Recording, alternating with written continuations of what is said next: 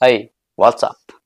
আমাকে অনেকে একটা প্রশ্ন করে বিভিন্ন জায়গা থেকে, রাজ্যের বাইরে থেকে বা আমাদের পশ্চিমবঙ্গ থেকে, পশ্চিমবঙ্গের বাইরে থেকে, বিভিন্ন জায়গা থেকে, যে সুরাটে আপনি থাকেন তো সুরাটের রুম ভাড়া কত। ইভেন যেসব নতুন স্টুডেন্টরা আসে তারা বা তাদের পরিবারেও থেকেও কিন্তু আমাকে এই প্রশ্নটা করা হয় যে সুরাটের রুম ভাড়া কত, কত কি ভাড়া, কোথায় কি, কিরকম কি, এই যে বৃত্তান্ত, এটা নিয়ে আমি কখনো ভিডিও বানাইনি। তো আমি ভাবলাম যে আজকে এই সুরাটের পোর্টালি যে রুম ভাড়া নিয়ে, ঘর ভাড়া নিয়ে, অর্থাৎ এই বিষয়টা সুরাটে কিরকম কি, আজকে সেটা আমি আপনাদেরকে একটু জানাই আমার অভিজ্ঞতা অনুযায়ী। যদিও আমি সুরাটে 17 বছর কাটাচ্ছি, ইভেন কাটাচ্ছিও। তো যাই হোক, এটা আমাকে জানতে হবে, ভিডিওটা শুরু করার আগে আমাকে এটা জানতে হবে যে সুরাটে কাজের জায়গা আলাদা, আর যারা যেসব প্রবাসী ভাইরা থাকে, আমাদের যেসব বাঙালি ভাইরা থাকে, সেই জায়গা কিন্তু আলাদা। সুরাটে কিন্তু দুটো কাজ কিন্তু মারাত্মক চলে, একটা হচ্ছে ডায়মন্ড জুয়েলারি, একটা হচ্ছে কাপড়ের। দুটোতে কিন্তু লাখো লাখো বাঙালি রয়েছে। এমব্রয়ডারি, শাড়ির লাইনে, কাপড়ের লাইনে যেটা রয়েছে, এটা তো লাখো বাঙালি রয়েছে। আর ডায়মন্ড জুয়েলারি রয়েছে, ডায়মন্ড জুয়েলারিতে কিন্তু লাখো বাঙালি রয়েছে। এই টোটালি কাজের যে জায়গাগুলো, যেটা বলা হয় ইন্ডাস্ট্রিয়াল এরিয়া, সুরাটের ডায়মন্ড জুয়েলারি ইন্ডাস্ট্রিয়াল এরিয়া 2-3 জায়গায় আছে। কাপড়েরও কিন্তু সুরাটে বিভিন্ন জায়গায় ইন্ডাস্ট্রিয়াল এরিয়া আছে। কিন্তু থাকার যে জায়গাটা, বাঙালির যে থাকার যে জায়গাটা, সেটা কিন্তু আলাদা আলাদা জায়গায় আছে। তো আমি প্রথমে ডায়মন্ড জুয়েলারি কথাটা বলবো, যেহেতু আমরা কিন্তু এই প্রফেশনে রয়েছি। তো ডায়মন্ড জুয়েলারিতে ইন্ডাস্ট্রিয়াল এরিয়াটা 2-3টে জায়গায় আছে, বড় বড়, বেশ বড় বড়, 3,500 ওপর ফ্যাক্টরি আছে সব মিলিয়ে।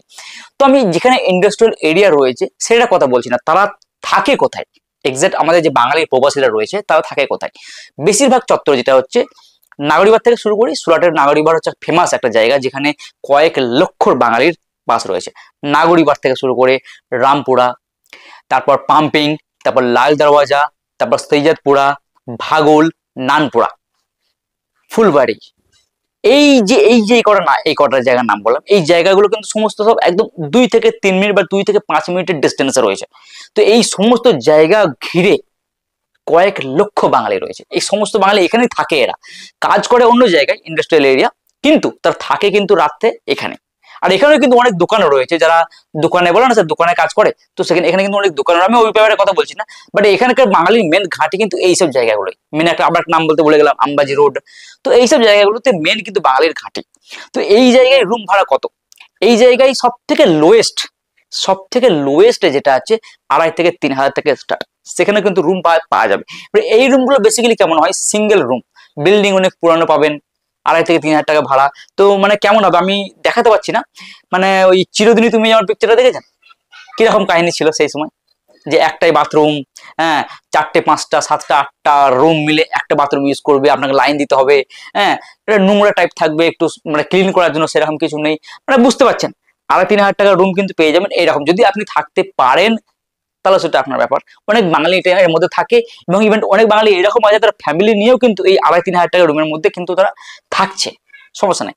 এরপরে আরো একটু যদি উঁচুতে আসা হয় তাহলে 3,500 থেকে 4,000, এই এলাকার মধ্যে 4,000-এর মধ্যে রুম পেয়ে যাবে। পাম্পিং মানে বিশেষ করে পাম্পিং এলাকায় আপনি কিন্তু 4,000 টাকার রুম পেয়ে যাবেন, সিঙ্গেল রুম, পায়খানা বাথরুম, এটা অ্যাটাচড কিছু কিছু জায়গায় আছে, কিছু কিছু জায়গায় নেই।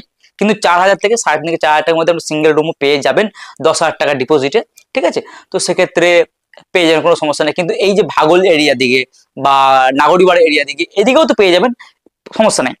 এখন কথা হচ্ছে যে আপনার যদি ফ্যামিলি থাকে, তো সেক্ষেত্রে রুম ভাড়া যেটা হচ্ছে সেটা 5 থেকে 7 হাজার এই এলাকার মধ্যেই পেয়ে যাবেন। এই এলাকার মধ্যে রুম ভাড়া 5 থেকে 7। ইভেন যদি আপনি যদি দেখতে চান তো রুম ভাড়া কিন্তু 20 থেকে 25 হাজার টাকার মধ্যেও রয়েছে রুম ভাড়া, সেই রুম কিন্তু আলাদা। তো আমরা তো এখানে পয়সা ওড়াতে আসিনি, আমরা মিডিল ক্লাস ফ্যামিলি, গরিব শ্রেণীর মানুষ অনেক রয়েছে। তো সেক্ষেত্রে তারা রোজগার করতে এখানে এসেছে, তো তারা লাক্সারিয়াস করতে আসেনি। তো সেক্ষেত্রে অনেক ফ্যামিলি রয়েছে, 5 থেকে 7 হাজার ফ্যামিলি রুম পাওয়া যায়, থাকে, অনেক আছে। তো 5 থেকে 7 হাজার ইনাফ। তো এগুলো কিন্তু এই এরিয়ার মধ্যে পেয়ে যাবে। অনেকে আবার চেষ্টা করে যে বাজেটের মধ্যে একটু ভালো রুম, সিঙ্গেল রুম বা ডবল রুম, আমি 5 থেকে 7 হাজার যেটা বললাম এটা কিন্তু ডবল রুম এখানে পেয়ে যাবেন। একটু বাজেটের মধ্যে যদি একটু বলা হয় তাহলে 4 থেকে 5 হাজার, খুব 6 হাজার, মানে 5 থেকে 6-এর মধ্যে অ্যারাউন্ড ব্যাচেলারের জন্য বা ফ্যামিলির জন্য রুম কিন্তু এই এলাকায় পেয়ে যাবেন। তো এই হচ্ছে, তো 5 থেকে 6 হাজারের মধ্যে অ্যারাউন্ড এই এলাকার মধ্যে বেশ ভালো রুম, ভালোভাবে থাকা যাবে, ভালো বিল্ডিং, ভালো পরিবেশ, সাজানো গোছানো সবকিছু, মানে 5 থেকে 7-এর মধ্যে অ্যারাউন্ড পেয়ে যাবেন। 10 থেকে 15 হাজার টাকা ডিপোজিট, কিছু কিছু জায়গায় 20 হাজার ডিপোজিট করে একটু কাস্টমাইজ করে নিই।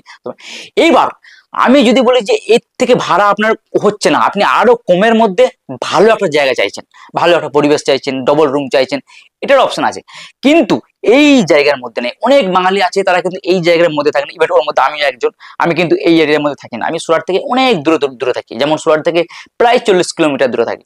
তো সেখানে কিন্তু 2,500 থেকে 3,000 টাকায় ডবল রুম, খুব সুন্দর একদম পরিবেশ, লাক্সারিজ, স্ট্যান্ডার্ড সবকিছু, মানে আপনার রুমের পাশে বাজার, হসপিটাল সবকিছু থাকে। তো সেই জায়গাটা কিন্তু 2,500 থেকে 3,000, 3,500 টাকা মানে ভালো মারাত্মক লেভেলের আপনি ডবল রুম, কিচেন, ব্যালকনি সব রকম পেয়ে যাবেন। তো সেটা কিন্তু সুরাট থেকে অনেকটা দূরে যেতে হবে, যেমন আছে কামরেজ, কামরেজ আছে, তারপর বৈতিনপুন্না আছে, ইচ্ছাপুর আছে, হাউসিং আছে, ঠিক আছে। তো এইসব জায়গায় কিন্তু আপনি 2,500 থেকে 3,000 বা 3 থেকে 3,500 টাকার মধ্যে, আর একটা আবাস রয়েছে, আবাসও আপনি আবাসে কিন্তু অনেক বাঙালি থাকে, সেখানে কিন্তু আপনি 3 থেকে 3,500 টাকার মধ্যে আপনি রুম পেয়ে যাবেন। তবে কি আপনাকে একটা মেহনত করতে হবে, যে সুরাট থেকে আপনি যেখানে কাজ করবেন না সেখান থেকে কিন্তু অনেকটা দূরে যেতে হবে। আপনার কাছে যদি গাড়ি থাকে তাহলে কোনো ব্যাপার নেই, আর যদি গাড়ি না থাকে তো আপনাকে রিক্সা ভাড়াতেই আপনাকে কমসে কম মাস গেলে 3,500-4,000 টাকা চলে যাবে, ম্যাক্সিমাম 2,500-3,000 টাকা ধরে চলেন। মানে যদি আপনি ভালোভাবে থাকতে চান তাহলে 2,500 থেকে 3,000 টাকা আপনার রিক্সা ভাড়া পড়ে যাবে।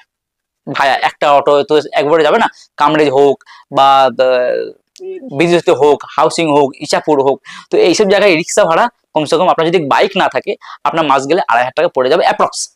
আর আপনার ঘর ভাড়া এখন 2,500-3,000 টাকা ভালোভাবে আপনি থাকছেন, তো ঘরে ঘরে 5-6 হাজার পড়েই যাচ্ছে। তো আপনাকে কিন্তু এইগুলোকে আপনাকে ফলো করতে হবে। তো আপনি ভালো করে আপনি চিন্তা করুন যে আপনার জন্য কোনটা ঠিক কোনটা ভুল। এখানে যখন আপনি যদি এই এরিয়ায় যদি থাকেন, আমি প্রথমে যেসব নামগুলো বললাম, এখান থেকে আপনি হেঁটে আপনি আপনার কাজের জায়গায় চলে যেতে পারবেন, বা 5 টাকা কি 10 টাকা অটো ভাড়া করে আপনি চলে যেতে পারবেন, কোনো সমস্যা নেই। কিন্তু রুম ভাড়া এখানে কিন্তু এইরকম 5 থেকে 7-এর মধ্যে। আর যদি আপনি মনে করেন যে আমি কমে চাই, আরো কমের মধ্যে ভাড়া চাই, ভালোভাবে থাকতে চাই, তাহলে কিন্তু থাকতে পারেন, কিন্তু আপনাকে রিক্সা ভাড়া করে একটু ডিস্টেন্সটা লম্বা হয়ে যাবে। তো এই হচ্ছে আমার আমার অভিজ্ঞতা অনুযায়ী এটা হচ্ছে সুরাটের যে ঘর ভাড়া যে তালিকা সেটা। তবে অবশ্যই চেষ্টা করবেন যে ঘর ভাড়া যখন আপনি নেবেন, আপনার কোনো পরিচিত বন্ধু বান্ধব ফ্যামিলি রয়েছে, তাদের পরিচিত যে ঘর মালিক রয়েছে সেই রেফারেন্স নেওয়ার চেষ্টা করবেন, দালালের হাত দিয়ে নয়। অনেকে আবার বলে যে না এজেন্টের হাত দিয়েই নিতে হবে বা দালালের হাত দিয়েই নিতে হবে।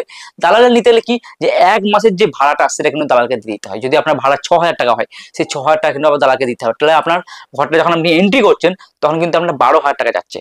ঘর ভাড়া 6,000 টাকা ওখানে নিয়ে নেবে, আর 6,000 টাকা দালাল নিয়ে নেবে। তো সেক্ষেত্রে আমার মনে হয় টাকাটা বেশি চলে যাচ্ছে। আমি 17 বছর ধরে আছি, আমার জান পেয়েছেনা অনুযায়ী যখনই আমি কোনো ঘর ভাড়া নিই, আমি কোনো বন্ধু বান্ধবকে কোনো ফোন করি, কোনো চেনা পরিচিতকে ফোন করি, তারা তার মালিকের সঙ্গে কথা বলে এটা করিয়ে দেয়। তো সেক্ষেত্রে আমাকে দালালি চার্জটা দিতে হয় না। তো আপনি হামেশা এটা চেষ্টা করবেন যে আপনার পরিচিত কেউ যদি থাকে তার মারফতে ঘরটা নেওয়া। তো যাই হোক, আমার অভিজ্ঞতা অনুযায়ী এটা আপনাকে দিলাম, যে রুম ভাড়া নিয়ে, সুরাটের রুম ভাড়া নিয়ে এটা নিয়ে আপনার কি মতামত, আর আপনি সুরাট থেকে দেখছেন, সুরাটে আপনার রুমটা কত ভাড়া, অবশ্যই কিন্তু কমেন্টে জানাতে ভুলবেন না। দেখা হচ্ছে নতুন একটা ভিডিও, নতুন একটা ব্লগে, ততক্ষণ পর্যন্ত ভালো থাকবেন। জয় হিন্দ, জয় বাংলা।